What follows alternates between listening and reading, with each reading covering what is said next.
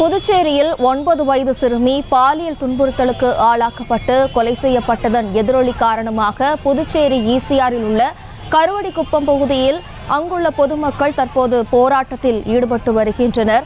அதனை போலீசார் தடியடி நடத்தி கலைத்து வரும் காட்சிகளை நாம் திரையில் பார்த்து வருகிறோம். கூடுதல் விவரங்களோடு தற்போது நமது செய்தியாளர் கிருஷ்ணா இணைகிறார். வணக்கம் கிருஷ்ணா, கள நிலவரங்களை பதிவு பண்ணலாம்.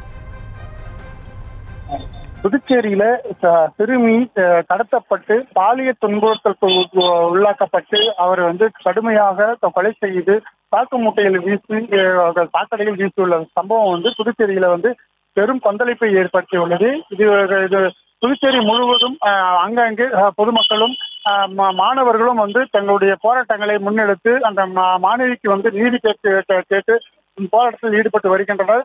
இந்த நிலையில் புதுச்சேரி தென்னை செல்லக்கூடிய ஈசிஆர் சாலையில் சிவாஜி சிலை அருகே கிட்டத்தட்ட ஒரு 2 மணி நேரத்திற்கு மேலாக இந்த சாலை மறியல் போராட்டமானது நடைபெற்று வருகிறது. இந்த முதலில் போராட்டத்தில் போலீசார் சமாதான பேச்சுவார்த்தையில் ஈடுபட்டனர். ஆனால் அந்த போராட்டக்காரர்கள் நாங்கள் கலைந்து செல்ல மாட்டோம், புதுச்சேரி முதலமைச்சர் ரங்கசாமி 20 லட்சம் ரூபாய் அறிவித்தால் அந்த பெண்ணுடைய நீதி கிடைக்குமா என்றும் அவர்கள் பொதுமக்களும் மாணவர்களும் தொடர்ந்து போராட்டத்தில் ஈடுபட்டதன் காரணமாக ஈசிஆர் சாலையில் கடுமையான போக்குவரத்து நெரிசல் காணப்பட்டது.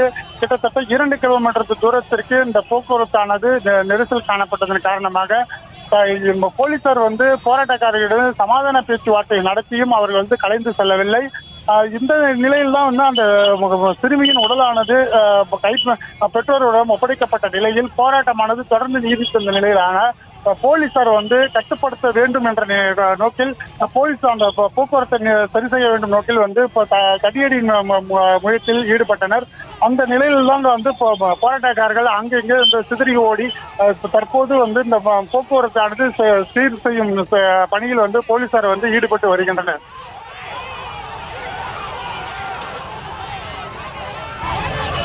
விவரங்களுக்கு நன்றி கிருஷ்ணா. செய்திகளை உடனுக்குடனும் துல்லியமாகவும் தெரிந்து கொள்ள சப்ஸ்கிரைப் பண்ணுங்க.